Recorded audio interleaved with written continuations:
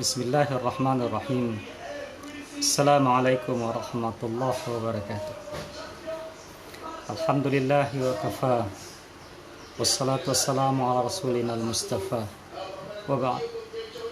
Saudara sekalian, kita berjumpa kembali dalam momen yang baik ini dalam acara pesan sore. Makassar hujan, saudara sekalian. Karenanya kita ingin manfaatkan waktu ini dengan berbagi pesan. Semoga saja ada hikmah yang bisa kita ambil di situ, yang bisa menggerakkan batin kita untuk semakin teguh, kuat dalam menjalani hari-hari yang berat ini. Masih kita akan membincangkan tentang COVID-19 dalam sejumlah perspektif. Faktanya ada bahwa COVID-19 secara faktual adanya. Buktinya mana? Korban semakin banyak, dan rupanya ada juga sebagian wilayah yang sudah sanggup untuk bisa melandaikan perkembangan dari COVID-19 itu sendiri. Lantas apa yang bisa kita lakukan sebagai pribadi, keluarga, dan masyarakat dalam merespon situasi sulit ini? Yang pertama, hemat saya, dan ini juga sudah banyak disampaikan oleh banyak kalangan, kita ikuti instruksi, himbauan, nasihat otoritas dengan sejumlah protokolnya yang ada. Secara fisik, mari kita stay home, tinggal di rumah. Kita cuci tangan dengan sabun, dengan air yang mengalir setiap waktu, bahkan lebih sering lebih bagus. Olahraga kita latih lebih sering lagi, asupan gizi kita laksanakan, jaga jarak dalam setiap komunikasi, dan menjaga interaksi dengan sesama. Ini dari sisi fisik bisa kita lakukan. Yang kedua yang bisa kita lakukan adalah mematuhi instruksi agama, memanfaatkan waktu di rumah ini dalam rangka memperbaiki ibadah kita kepada Allah. Ini dari perspektif non fisik. Jadi selain kita aktif terlibat, berikhtiar untuk menjaga agar jangan sampai perkembangan wabah ini lebih meluas, kita juga di sisi lain mengadakan introspeksi, muhasabah. Boleh kita katakan ini wukuf, berhenti sejenak dalam semua gerak kita untuk kembali menata pola hubungan kita dengan Tuhan. Gimana caranya? Ibadah bisa kita lakukan dengan banyak hal. Bisa dengan tafakkur, berfikir, memaksimalkan potensi akal yang diberikan oleh Allah untuk memikirkan kenapa sampai ini terjadi, dari mana sumbernya, bagaimana pola hubungannya, bagaimana relasinya. Dan ini nanti kita akan menjurus, membawa kita untuk menelaah, meneliti kembali ayat-ayat Allah yang sungguh banyak terkait dengan alam semesta. Bukankah Allah ingatkan, sanurihim ayatina fil afaq wa fi anfusihim hatta yatabayyana lahum annahul haq. Ini diantara beberapa saja dari sekian banyak ayat-ayat yang mendorong kita. Apa yang harus kita dapatkan dari situ? Pertama, sebisanya kita bisa memahami akan keterbatasan manusia.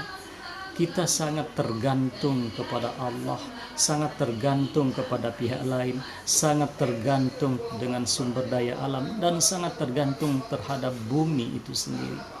Artinya apa? Manusia terbatas.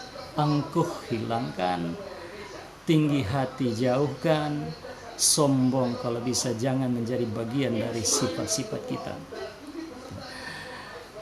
Yang kedua, dari sisi ini kita memanfaatkan akal kita dalam rangka mencari kemungkinan-kemungkinan yang bisa kita gunakan untuk menghambat laju ini dari sisi teknologi misalnya.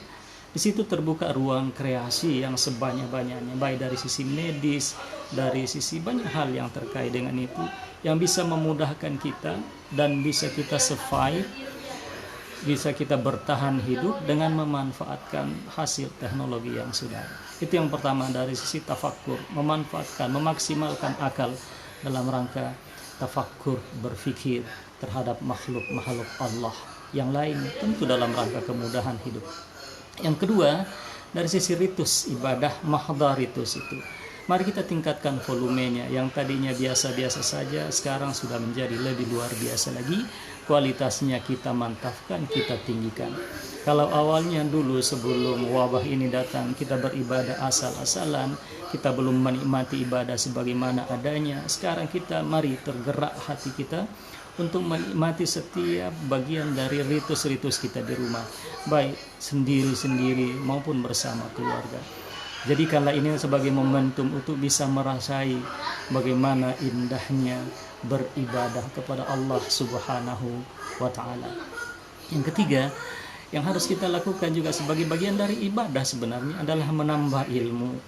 Momentum ini kita tinggal di rumah bukan hanya berarti tinggal tanpa kegiatan, tapi mari kita stay at home, tinggal di rumah, tetapi memanfaatkannya untuk menambah pengetahuan, menambah ilmu pengetahuan dengan jalan banyak macam, dengan mendaras buku-buku yang sudah ada, mendengarkan ceramah-ceramah, berdiskusi secara terbatas dengan keluarga, dan seterusnya. Mari kita baca buku, apakah itu buku bab per bab, atau buku yang menjadi kesenangan kita, tergantung. Dan jangan dilupa membaca Al-Quran. Itu yang penting sebagai asupan gizi rohaniah kita yang bisa kita lakukan dalam situasi sulit seperti sekarang ini. Yang ketiga, yang keempat maksud saya adalah tazakkur. Kita zikir kepada Allah Subhanahu wa Ta'ala. Ini momen yang sangat bagus. Meskipun memang dalam sebanyak-banyak ayat sekali diingatkan bahwa zikir itu bisa dilaksanakan kapan saja, tapi dalam momen-momen tertentu zikir itu akan menjadi syahdu, akan menjadi enak, dan akan menjadi nyaman rasanya. Fazkuruni azkurukum, kata Allah, ingatlah kamu kepada aku dan saya akan mengingatmu kembali. Tentu ingatan Tuhan kepada kita ini berbeda dengan ingatan makhluk kepadanya.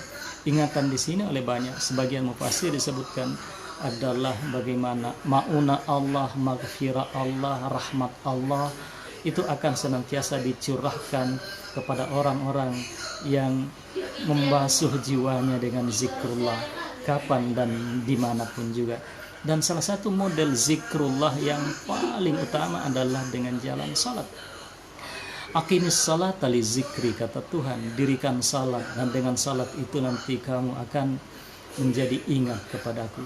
Dan coba bayangkan, inilah indahnya salat, indahnya ingat kepada Tuhan melalui salat. Kata Tuhan, ala bi zikrillah tatma'innul qulub. Bukankah dengan mengingat Allah maka hati menjadi tentram? Dan hati tentram ini lagi kita perlukan sekarang. Di tengah situasi was-was, di tengah suasana ketakutan, di tengah suasana tidak menentu, ketenangan hati inilah yang kita sama-sama ingin coba raih. Dan salah satu jalannya melalui salat. Tak mudah memang, tapi berusaha semaksimal mungkin. Itu adalah bagian cara kita berhikmat.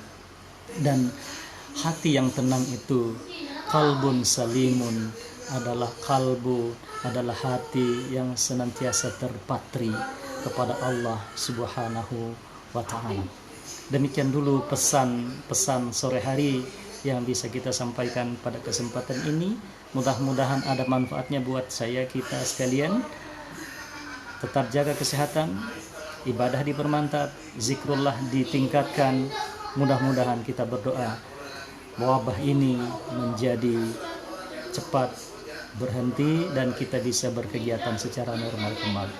Akhirul kalam, wassalamualaikum warahmatullahi wabarakatuh.